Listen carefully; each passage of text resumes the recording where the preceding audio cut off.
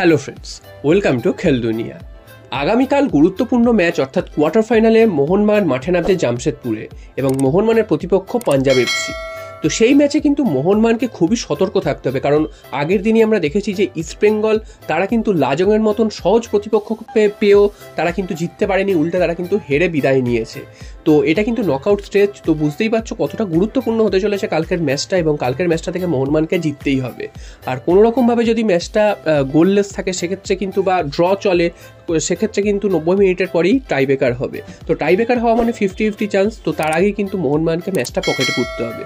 তো এখানে এবার প্রশ্ন আসছে, পাঞ্জাবের থেকে মোহনবাগান হয়তো ধারে ভারে অনেকটাই এগিয়ে, তবে রিসেন্ট কন্ডিশন অর্থাৎ খেলার যে প্লেয়াররা যে কতটা খেলেছে বা প্লেয়াররা কতটা ছন্দে রয়েছে সেটাই হচ্ছে সবথেকে বড় প্রশ্ন। কারণ ম্যাক্সিমাম প্লেয়ারই চোটের জন্য কিন্তু যায়নি, অর্থাৎ জেমি ম্যাকলারেন, আশিক কুরিনের মতন গুরুত্বপূর্ণ প্লেয়াররা কিন্তু চোটের জন্য যায়নি। এবার চলে আসি যারা খেলছে তাদের মধ্যে কারা কারা সেই ফর্মে রয়েছে। তো প্রত্যেক প্লেয়ারই কিন্তু খুব যে বেশি ম্যাচ খেলেছে তা নয়, মাত্র 2টো ম্যাচ খেলার সুযোগ পেয়েছে, এবং ডার্বিটা ক্যান্সেল হওয়াতে কিন্তু আরও কিন্তু অনেকটাই পিছিয়ে পড়েছে মোহনবাগান। কারণ সেই লাস্ট ম্যাচ খেলেছিল 8 তারিখ, তারপর কিন্তু এতদিন কোনো ম্যাচ নেই, অর্থাৎ 15 দিন কোনো ম্যাচ নেই।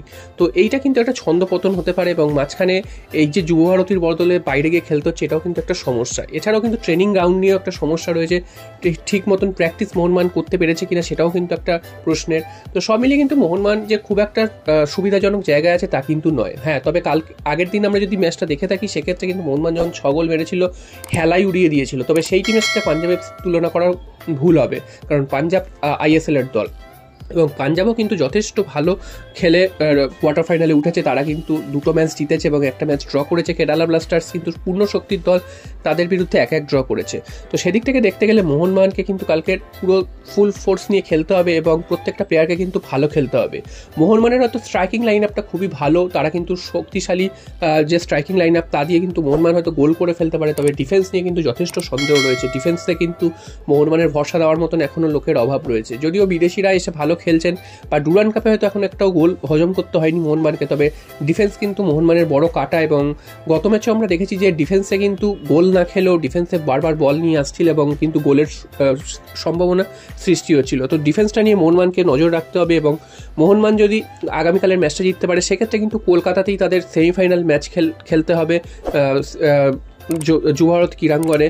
তো সেটা কিন্তু মোহনবাগানের জন্য অ্যাডভান্টেজ হবে। তবে তার আগে কিন্তু আগামীকালের ম্যাচটা উতরাতে হবে, এবং সেটা কিন্তু খুবই কঠিন একটা ম্যাচ হতে চলেছে। যদিও ধারে ভারে মোহনবাগান এগিয়ে থাকলেও মোহনবাগানের জন্য ম্যাচটা কিন্তু খুবই কঠিন। এরপর চলে আসি আনোয়ার আলীর কেসে। তো তোমরা অনেকেই অপেক্ষা করে রয়েছে যে আনোয়ার আলীর কেসের আজকের রেজাল্ট ছিল, সেই রেজাল্ট কী হয়েছে, পিএসসি কী জানিয়েছে। তো তোমাদের জানিয়ে রাখি, পিএসসি কিন্তু এখনও কিছু রেজাল্ট দিতে পারেনি, এখনও অবধি কোনো রেজাল্ট আসেনি। তারা কিন্তু আরও সময় নিচ্ছে, আরও সময় চাইছে, অর্থাৎ কাল বা পরশু এই রেজাল্ট আসতে পারে তেমনটাই কিন্তু জানা যাচ্ছে। তারা এখনও ডিসিশন নিয়ে উঠতে পারছে না যে কী করবে এই রেজাল্টটা।